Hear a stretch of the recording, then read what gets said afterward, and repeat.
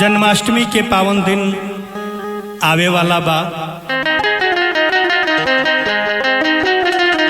कृष्ण कन्हैया के जन्म दिवस ई देश बड़ा धूमधाम से मनावेला। आई एगो प्रसंग रवा सबके सुना रहल बनी। एक बार कन्हैया गोदनहारिन के भेष ध के गोकुल नगर में गइल बनी। आ वहाँ घूम घूम सबकरा से कहतनी का कहतनी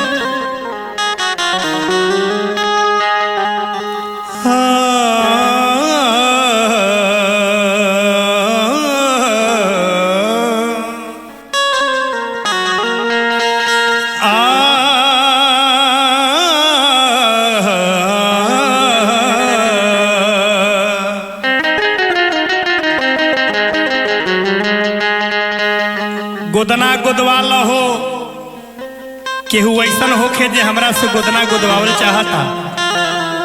कहतनी कन्हैया जी चले बनवारी गोदनहारिन बनी के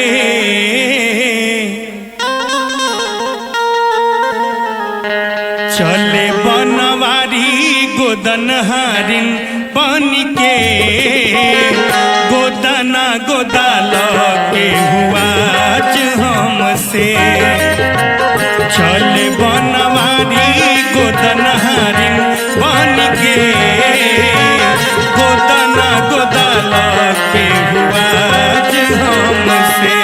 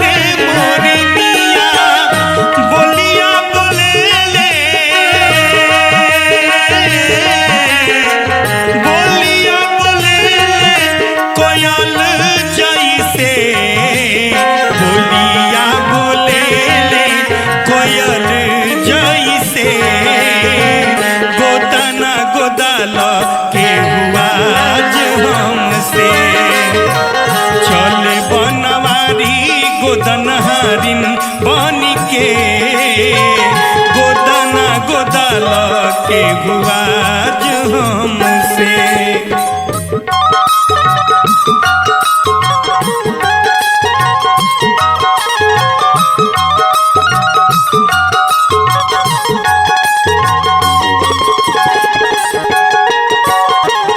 जय जय श्री राधे।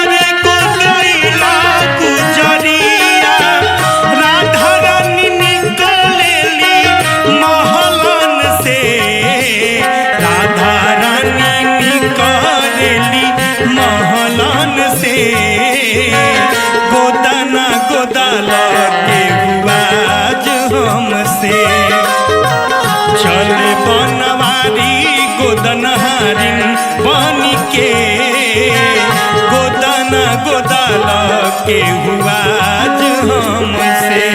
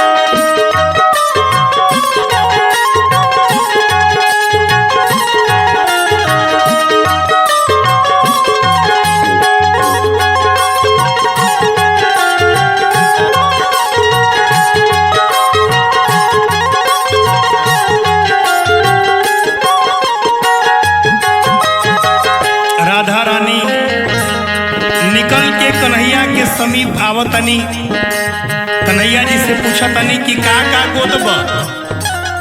कन्हैया जी कहतनी का हथवा पे गोद देव हरि जी के नामवा, मथवा पे गोद देव जसोदा लालनवा।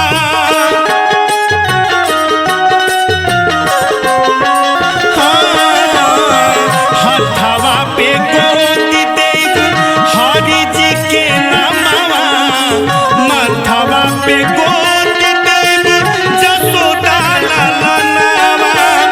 छतिया पे गोद देव गिरिधर के, छतिया पे गोद देव गिरिधर के गोदना गोदाल के हुआज हमसे चल बनवारी गोदनहारिन बन के गोदना गोदाल के हुआज हमसे चल बनवारी गोदनहारिन बन के